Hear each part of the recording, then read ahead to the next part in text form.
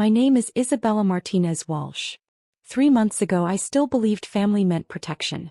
I believed marriage meant building a life with people who would celebrate your dreams instead of quietly competing with them.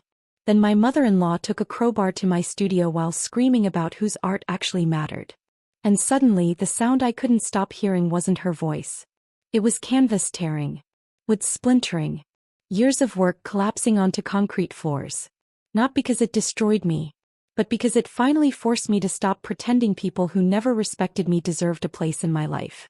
I met James Walsh 4 years ago in a coffee shop in Portland's Pearl District. He was reading a book on architecture while I sat near the window sketching strangers caught in afternoon light. At one point he leaned over slightly and looked at my drawing. "You see people differently," he said. "Not nicely. Not that's pretty. Differently." And for the first time in years, someone looked at my art like it meant something deeper than decoration. I fell in love with him slowly after that. And with the idea of the family he described. Artistic, he called them. His mother, Patricia Walsh, owned a small gallery. His father collected vintage photography. His younger brother, David, painted abstract expressionist pieces that James described as emotional and fearless. I imagined long conversations about color theory and inspiration. Shared understanding. Creative respect. Instead, I walked into competition disguised as politeness. The first family dinner should have warned me. Patricia greeted me warmly enough, but the entire evening revolved around David's upcoming cafe exhibition. When James mentioned I was also an artist, Patricia turned to me with mild interest. "Oh, what kind of art do you do?" I explained that I worked primarily in oil portraiture and urban landscapes. She nodded once. "How nice." Then immediately returned to discussing David. "There's something about abstract art that reaches deeper into the soul," she said thoughtfully. "Representation can sometimes feel predictable." The message landed exactly the way she intended. David's splattered canvases were profound. My carefully studied human expressions were decorative. And that dynamic never changed. Over the next 2 years, James and I built a life together while his family quietly minimized mine. They attended every one of David's shows. They missed nearly all of mine. They bought his paintings without hesitation. They never once asked to purchase mine.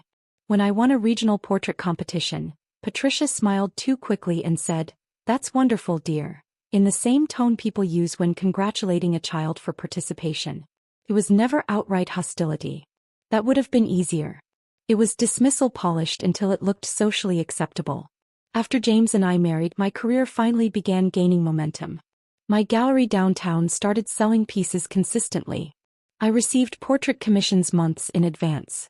Portland Monthly featured one of my cityscape collections in a spring issue.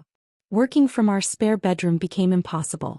So we found a converted warehouse studio in southeast Portland with massive north-facing windows and exposed brick walls that held light perfectly. The first time I stood inside it, I almost cried. "This is perfect for Isabella," James said excitedly during Sunday dinner. "She finally has room to expand." Patricia set her fork down carefully. "A whole studio seems like quite an expense for a hobby."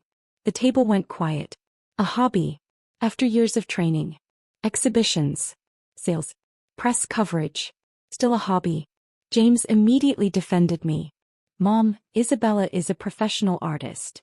"Of course," Patricia replied smoothly, though her expression said she didn't believe it for a second. We signed the lease anyway. And the studio changed everything. My work exploded in that space.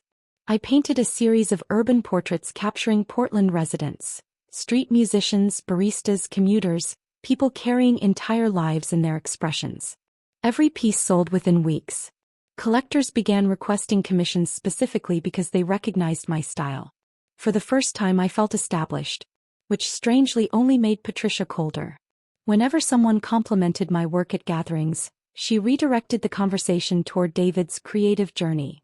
At my biggest gallery opening, she spent the evening explaining how David was preparing for something truly groundbreaking. Meanwhile, David's career was collapsing. His cafe exhibitions weren't selling. His studio was still his parents' garage.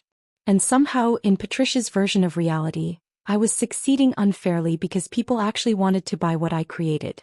The first real confrontation happened last spring.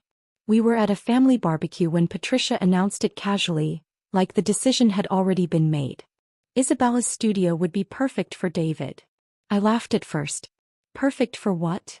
For his work, she replied. He needs a serious creative environment. I blinked at her.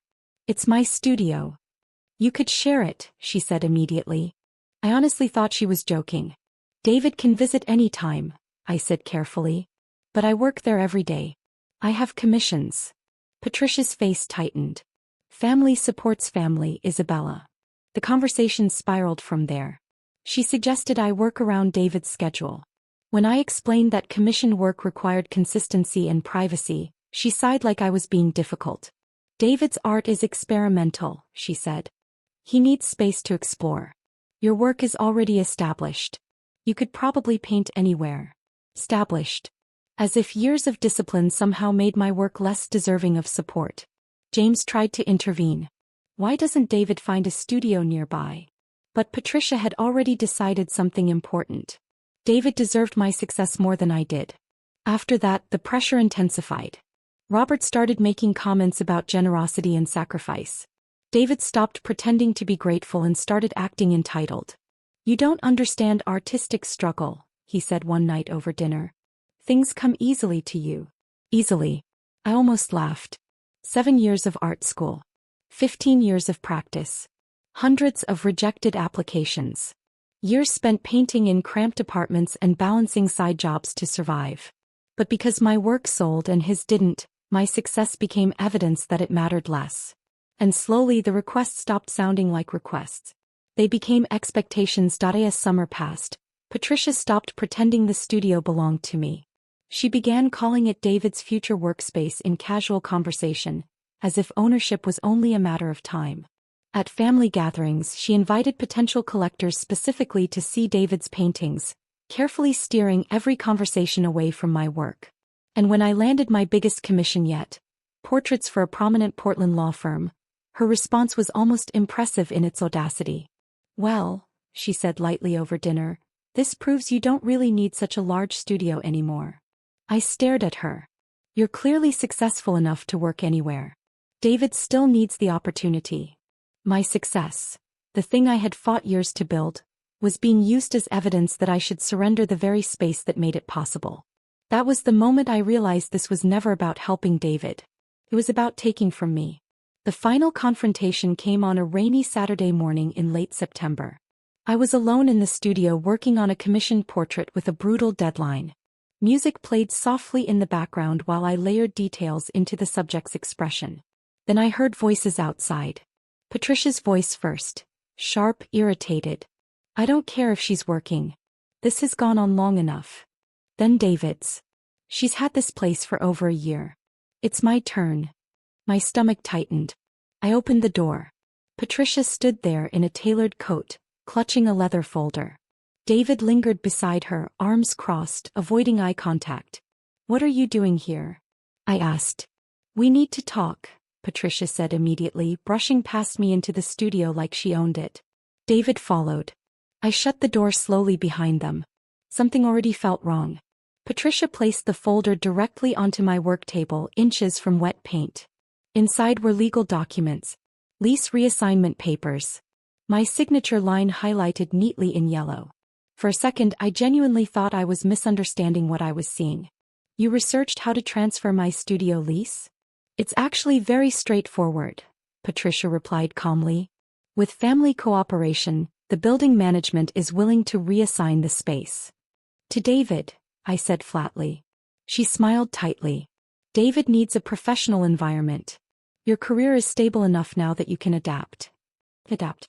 As if the years I spent building that studio into a functioning workspace meant nothing. You want me to give up my studio, I said slowly, so David can pretend to be successful inside it. Patricia's expression hardened instantly. We want you to support family. No. The word landed harder than I expected. She blinked. Excuse me. No, I repeated. I'm not signing anything. David finally spoke. You're being selfish. I almost laughed. Selfish. Patricia folded her arms. David's career deserves support too. He can support it himself. The room went cold. Whatever patience Patricia had been pretending to maintain disappeared completely. You have no idea how lucky you are, she snapped. Everything has always come easily to you. David stepped forward, anger finally replacing his usual passive resentment. You think you're some real artist because rich people buy your paintings? He said. Your work isn't even art. You just copy what you see. Copy. That word hit harder than it should have. Years of study, technique, anatomy, light theory, emotional composition, reduced to copying by someone who threw paint at canvases and called it suffering. Get out, I said quietly. Patricia didn't move. Not until you sign.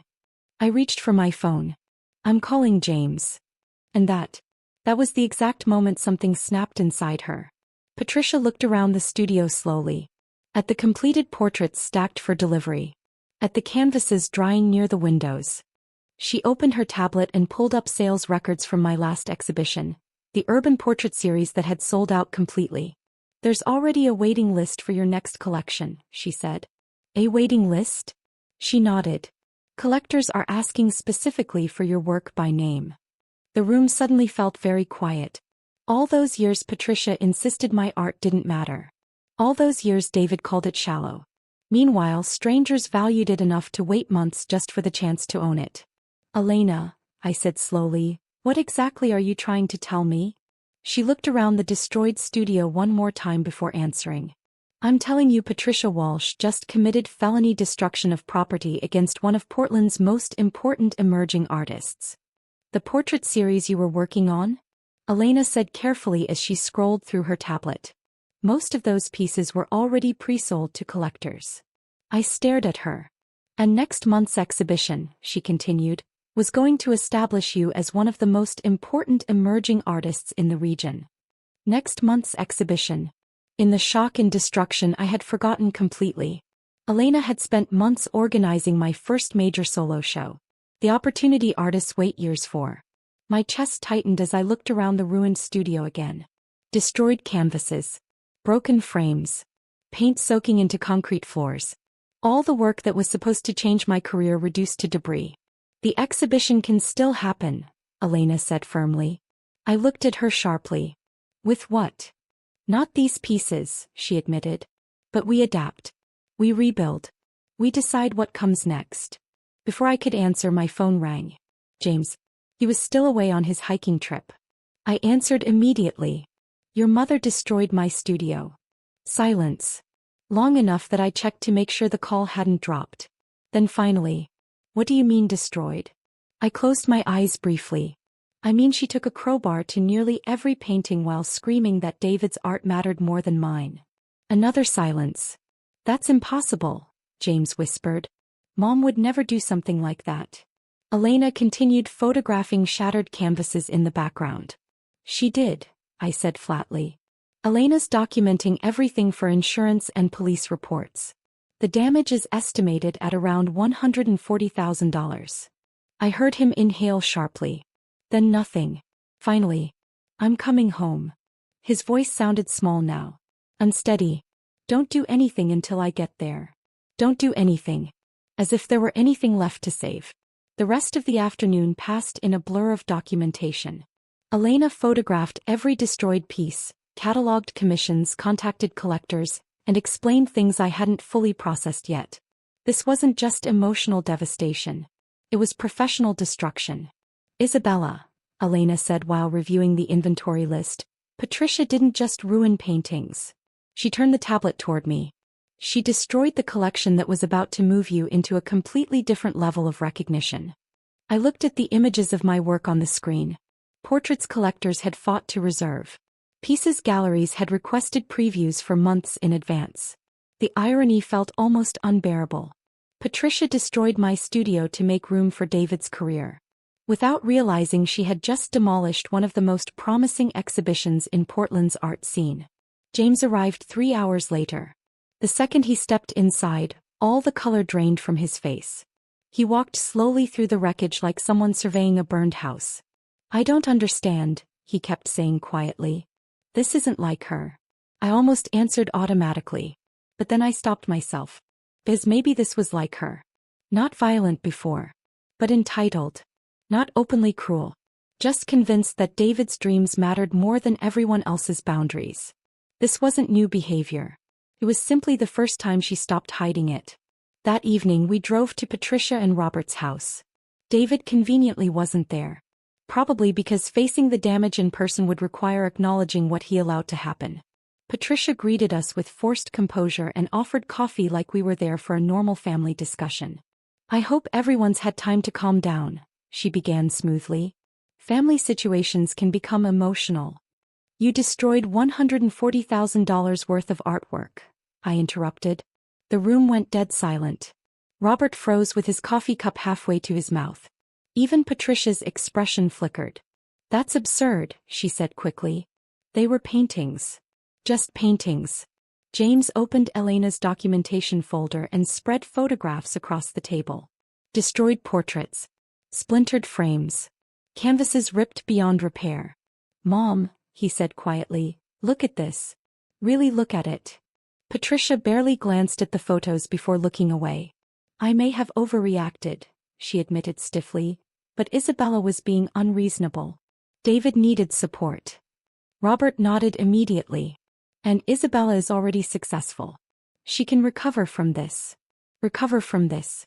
Like years of work were replaceable. Like rebuilding a career was the same as repainting a wall. And suddenly I understood something clearly. They would never truly understand what they had done. Because to them my success had never felt earned. It had always felt excessive. Undeserved. Temporary.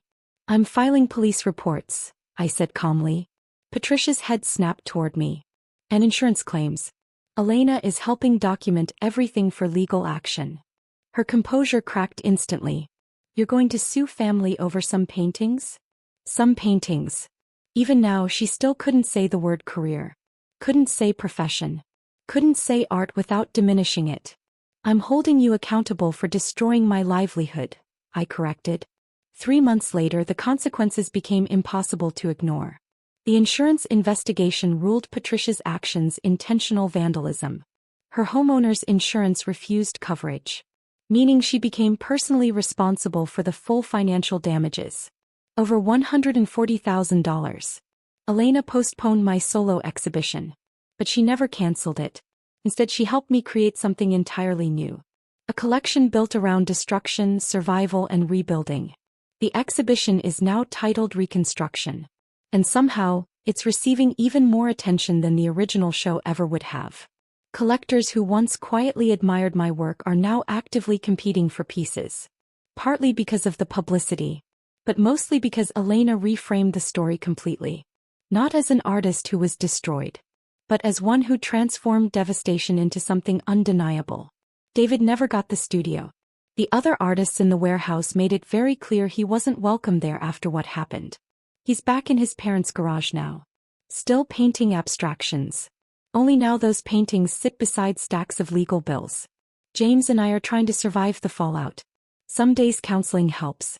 Some days the weight of knowing his mother destroyed years of my life feels impossible to carry. I don't know yet what our future looks like. But I do know this. My art survived. Not untouched. Not unchanged. But alive. Stronger in some ways than it was before. Patricia thought she was destroying my future to make room for David's. Instead she exposed the truth about all of them. About the difference between people who support your growth and people who resent it. She thought the crowbar would erase my work. Instead it stripped away every illusion I still had about belonging in that family. And once those illusions were gone, I finally had room to build something stronger. The crowbar is gone now. But the art remains. Scarred. Reconstructed. And completely mine.